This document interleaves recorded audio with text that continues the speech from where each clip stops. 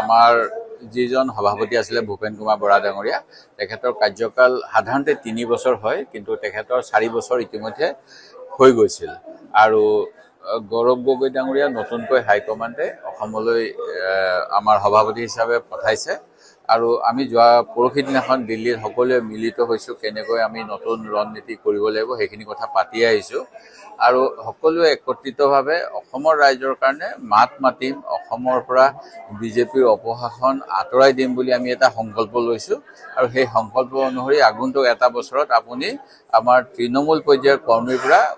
উচ্চ পৰ্যায়ৰ কৰ্মীলৈকে সকলোকে কাম কৰা দেখা পাব আৰু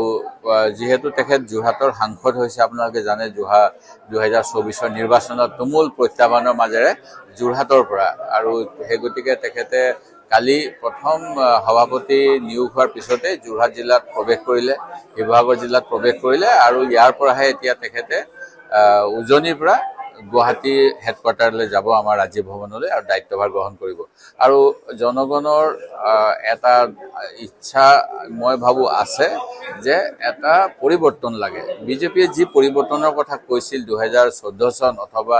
2016 চনত যি ভাল দিনৰ সপোন দেখুৱাইছিল এই ভাল দিন কিন্তু কোনো ভাৰতবৰ্ষৰ কোনো ৰাইজে এতিয়া বিশ্বাস নকৰে কাৰণ তেওঁলোকৰ সভাপতিজনে নিজে ক'লে যে নিৰ্বাচনত কোৱা কিছুমান কথা জুমলা হিচাপে গণ্য কৰিব লাগে কিন্তু আমি নিৰ্বাচনত যি কথা কওঁ কংগ্ৰেছ দলৰ ইতিহাস চাব আমি নিৰ্বাচনত দিয়া প্ৰতিশ্ৰুতি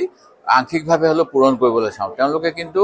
যিবিলাক কথা কৈছিল সেয়া অসমৰ ক্ষেত্ৰত হওক বা সৰ্বভাৰতীয় ক্ষেত্ৰত একেবাৰে জুমলা হিচাপত ব্যৱহাৰ কৰিছে যিটো আত্ম অভিমান থকা স্বাভিমানী অসমীয়া কেতিয়াও সহ্য নকৰে আৰু ইয়াৰ প্ৰমাণ অলেখ আছে জাতি মাটি ভেটিৰ কথা কৈছিল আজি ক'ত জাতি ক'ত মাটি ক'ত ভেটি আজি মাটি খিলঞ্জীয়াসকলক উচ্ছেদ কৰা হৈছে পুঁজিপতিসকলক দিবলৈ চৰকাৰে মাটিৰ দালালৰ নিচিনা কাম কৰি আছে যি সময়ত বা আমাৰ জাতিৰ কথা কৈছিল যে জাতি বুলি ক'লে আমি অসম চুক্তিৰ কথাকে মানিব লাগিব কিন্তু অসম চুক্তিৰ বাহিৰত কিছু মানুহক নাগৰিকত্ব দিয়াৰ কথা কৈছে আৰু ভেটিটো উচন হৈ আছে এতিয়া ব্ৰহ্মপুত্ৰ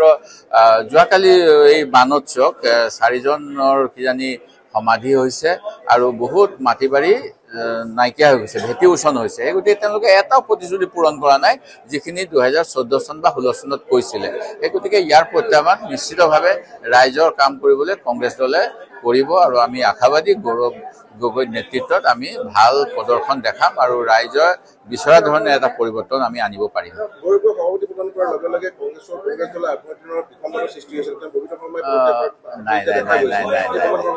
মই ববিতা শৰ্মাই পদত্যাগ অন্য কাৰণটো কৰিব পাৰে মই যিটো গম পাইছো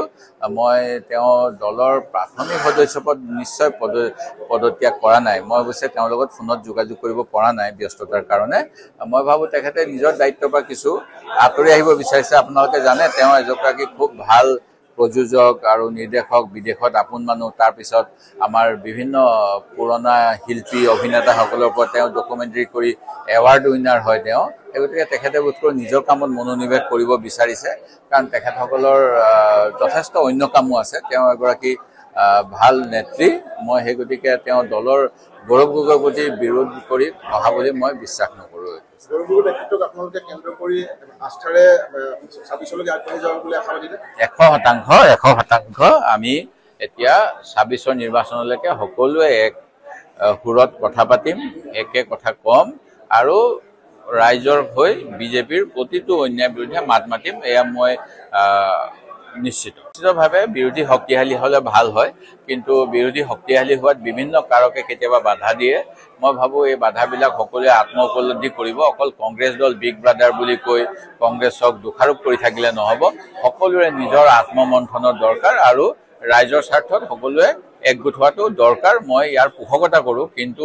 নিশ্চিতভাৱে কংগ্ৰেছক বদনাম কৰি কংগ্ৰেছৰ পৰা আকৌ মানে ভাল এটা মনোভাৱ আশা কৰিব নোৱাৰি মইতো বাধা কাৰণবিলাক ক'ব নোৱাৰো কিন্তু আমাৰ বিভিন্ন সময়ত ধৰক এতিয়া পঞ্চায়ত নিৰ্বাচনৰ মাজত এটা উদাহৰণ দিওঁ সঁচা মিছা এইটো পিছৰ কথা অখিল গগৈ ডাঙৰীয়াই কৈ দিলে যে ভূপেন বৰাই বোলে ক'ৰবাত গাড়ী কিনিছে এই কথাটো যদি সঁচা হয় তেতিয়াতো ডাঙৰ কথা পিছত ক'লে আমি ভাই ককাই এনে বোলে চুপতি কৰিছিলো কিন্তু সাধাৰণ মানুহেতো তেওঁলোকৰ বন্ধুত্বৰ কথাটো নাজানে